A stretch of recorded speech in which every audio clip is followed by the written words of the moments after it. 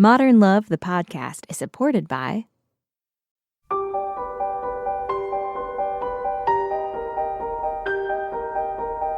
From the New York Times and WBUR Boston, this is Modern Love.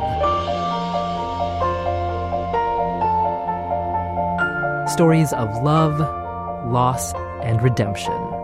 I'm your host, Meghna Chakrabarty.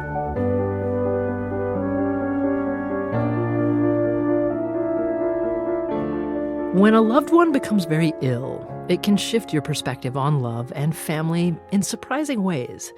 For Lee Newman, her father's failing health turned an ordinary family hunting trip into an unexpected lesson about hope. Actor Darby Stanchfield of ABC's Scandal reads Lee Newman's essay, A Family That Takes No for an Answer. Every year, my far-flung family gathers for Christmas at my parents' house in eastern Idaho, along the Snake River, where the snow falls with thick, dreamy, often relentless abandon. Last year it had been falling for almost a week. The day before Christmas Eve, as flakes continued to drift down and the afternoon light dimmed, my father suggested we shoot some ducks for dinner. Who wanted to go? My husband Lawrence did. He was new to the Western ethos of hunting your own food. And I wanted to go too, even though I was 5 months pregnant, if only to distill any ideas my family might have about my now being a wimpy New York City pregnant lady capable only of sitting in a rocker ordering BPA-free baby bottles online. Off we set, throwing on parkas and hauling out shotguns. The route down to the river is a narrow quarter-mile walk through cottonwoods. The fresh drifts came up to our thighs. We lumbered along, our spaniel, Tori, nosing ahead. 10 yards before the bank, Dad motioned us down with his glove. We hit the snow, peeking through thickets of ice branches to scout what lay below. We crossed a semi-frozen knee-high section of the river, climbing up a narrow gravel island. Already my hands were numb. I hadn't dressed properly. My gloves were fingerless, and I had skipped the snow pants. Just on the other side of the island, a small flock of ducks, plus several Canadian geese, were fussing in the bent, crackling reeds. We crouched down. "Don't hit anything that flies," Dad said. "They're right near the shore where we can get them. Tori won't swim in this cold." All of a sudden, they took off in a squawking flurry, flying across the white sky. Law squeezed off a shot and missed. I held tight a few seconds longer, but also missed. Dad, however, displaying his old-school finesse, waited for just the right moment and brought down a goose that tumbled directly into the water. Away it rushed with the current.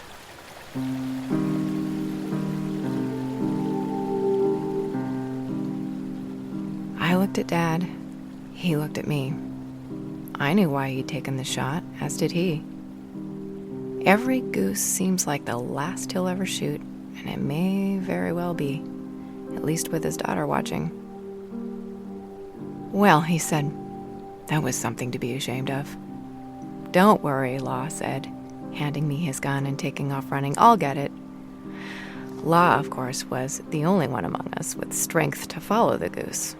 I was too slow and huge and was carrying my grandfather's heavy double-barreled shotgun, and Dad could no longer run at all, not at age 65 with his 2 hip replacements and damaged heart. We watched Law sprint down the bank. There was something teenage in his step, something raw and gleeful and almost obsessed. His hat flopped off, his figure bounded over the deep snow. Painfully, slowly, Dad and I began to follow, foils to Law's progress, not just in our movements, but in our mindsets.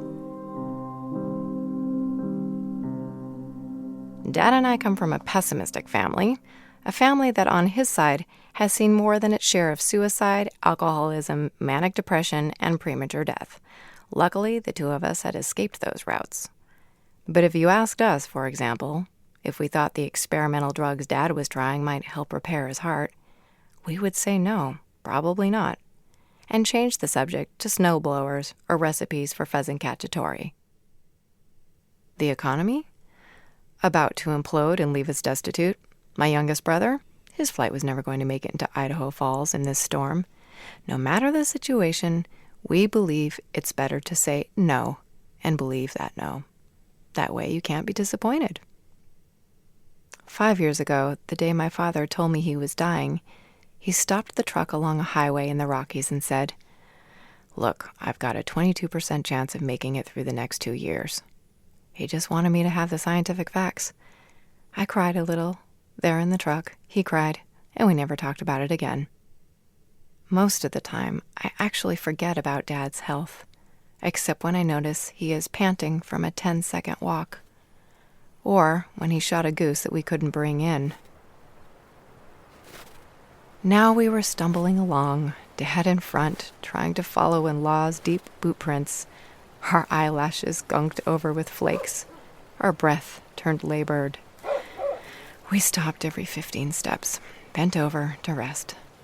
Law had to be at least half a mile ahead, out of sight. "You don't think he'll get that goose, do you?" Dad asked. No, unless it hit an eddy and somehow washes up. But secretly, I allowed myself to believe Law might. There was a reason for that. 7 years ago, 3 months after Law and I married, I called it quits. I was burning up with anger over issues large and small, all the messy, unresolved stuff that had been pushed aside as we planned the wedding, only to flare up after. So I left him with the wedding china and salad spoons in our cozy apartment in Manhattan and moved into a small carriage house in Massachusetts, where I had enrolled in graduate school. We already had our serious problems, I told him. Therefore, we were over. Law took the news with a kind, understanding, broken expression. He agreed that our marriage was, indeed, over. Then he proceeded to ignore that, even when I announced it to my friends and family, even when I asked him to file for a separation. He continued to come up to visit me. He continued to plan my visits down for weekends and school vacations. He seemed to accept, in theory, that we were separated. Yet all of his actions suggested an absolute denial of everything I had expressed and he had agreed to. This should have enraged me further. I was not being listened to. And yet it didn't. His pretending let him believe I hadn't left the marriage, and oddly, it let me pretend I hadn't left either. Once I realized that I didn't really want to leave, that I wanted to stay and fix our problems.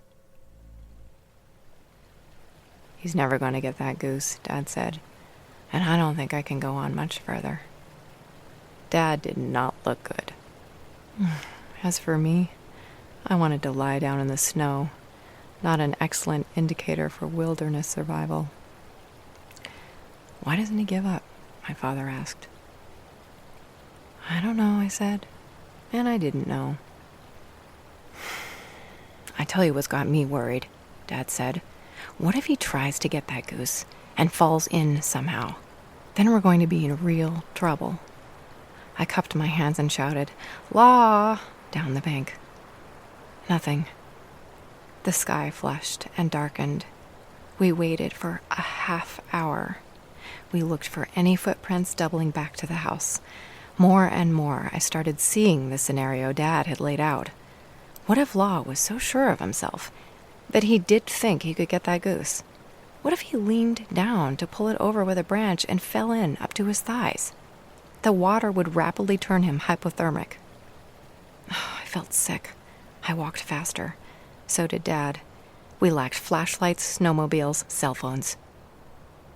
When we were a few miles from the house, Dad said, "I think you better go back to the house and call the sheriff. I'll keep going along the bank." We unloaded the guns, leaving 2 of them by a tree. Dad kept going up the bank.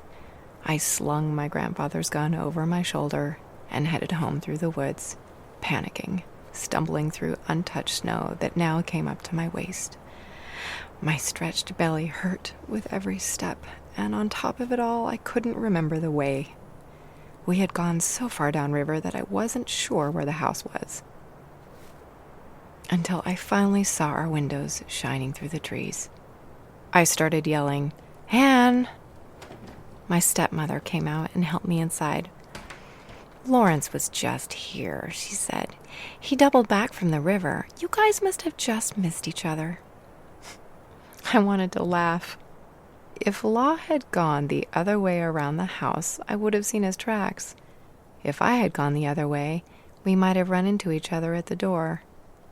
Everything at that point should have just been chalked up to a silly scare due to bad communication and luck. Except that Dad was still out there, alone.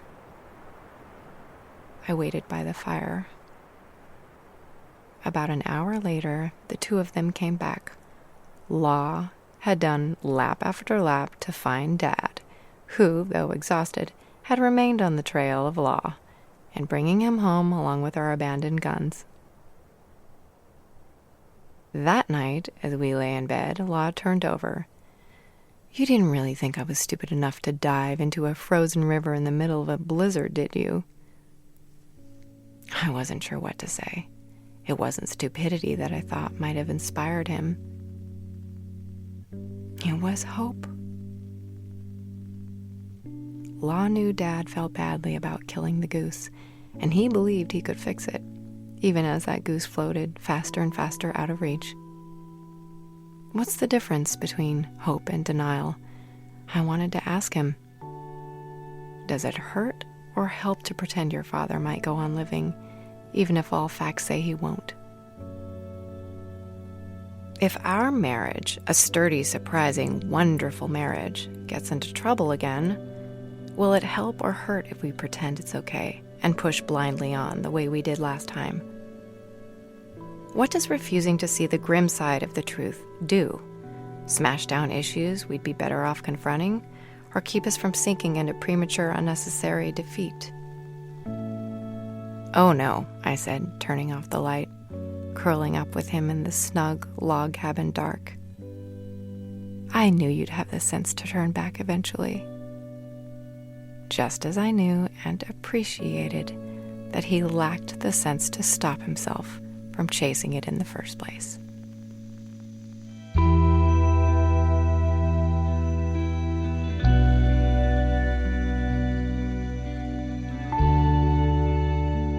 Darby Stanchfield reading Lee Newman's essay, A Family That Takes No for an Answer.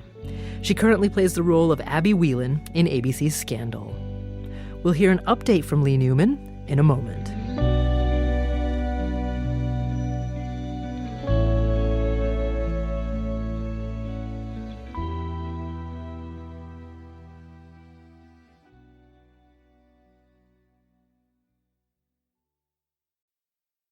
We're back. It's Modern Love, the podcast. I'm Meghna Chakrabarti. After 14 years of marriage, including the 2 years of separation, Lee Newman and her husband Lawrence have 2 children and live in Brooklyn, New York. She says those 2 years of separation made a lasting impact. All of those strange things that happened in our past, I think they might have prevented a serious period of questioning later on in life. Probably where I am now, where I see a lot of my friends go through really hard times in their marriage after 10 years. But I had my breakdown about marriage so early. It was like a pre-breakdown that it excised a lot of the demons and a lot of the real terrors I had about marriage. And I think also when you go through a really, really hard time, you're changed by it. You're more generous with others. I think it made me a better wife. And what about her father? 11 years ago, during that hunting trip, he was near death with a failing heart. My dad heard about a clinical trial where they'd put a pacemaker in your heart, and he was not eligible for the clinical trial.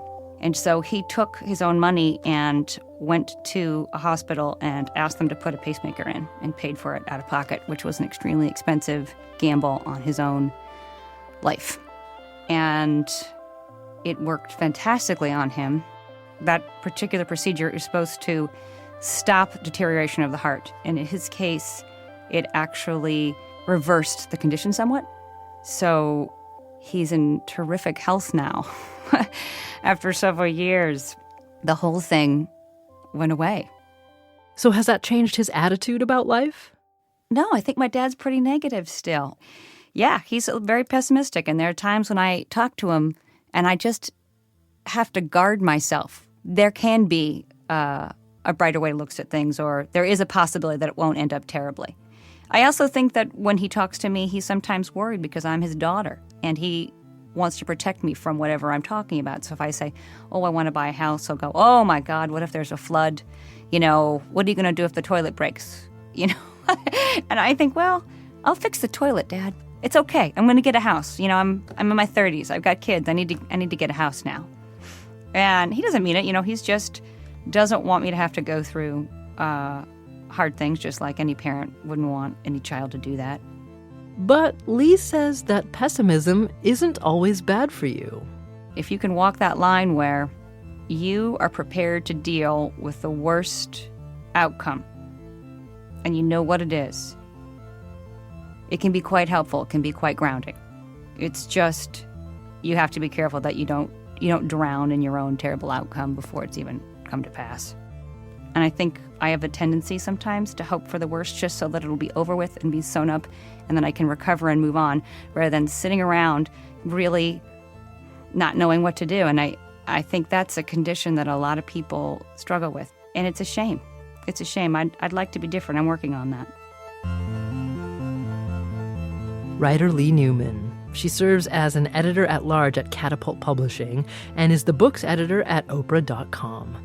Her memoir about growing up in Alaska is Still Points North. In a moment, we'll hear from Daniel Jones, editor of Modern Love for the New York Times.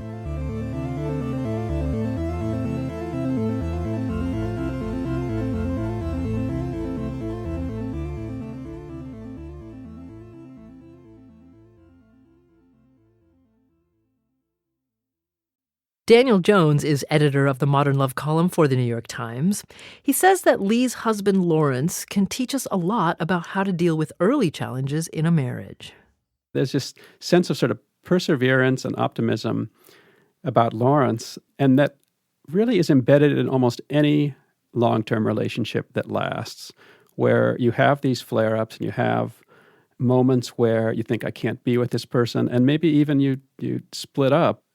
And there's all this, this pressure and you have to talk it out, you have to go to therapy, you have to air all of these grievances. But the other side of things is, okay, you just move on. And what is that? Is that hope that it will work out? Or is that denial of problems? And does it really matter in the end, as long as you overcome it and you wind up happier for having stayed together? Dan Jones, editor of Modern Love for the New York Times. Darby Stanchfield said she was attracted to this essay because it reminded her so much of her own childhood in Kodiak, Alaska. The description of the outdoors, the woods, this winter, is so vivid. I also chose this essay because, regardless of being reared and being pessimistic, sort of on the outside, there's this glimmer of hope, and I like that message that's framed in the cold winter. Thanks again to Darby Stanchfield for reading this week's essay. She stars in Scandal. The show's 6th season starts this week on ABC. Next week on Modern Love, actor John Cho, best known as Sulu from the most recent Star Trek reboot. He tells the story of a man transformed into a beast. The traditional wisdom remains that a groom, like a child, should be seen and not heard. Real men, the logic goes, don't care about weddings. And that hurts Groomzilla. That makes him cry. But only on the inside. He doesn't want to streak his self-tanning lotion.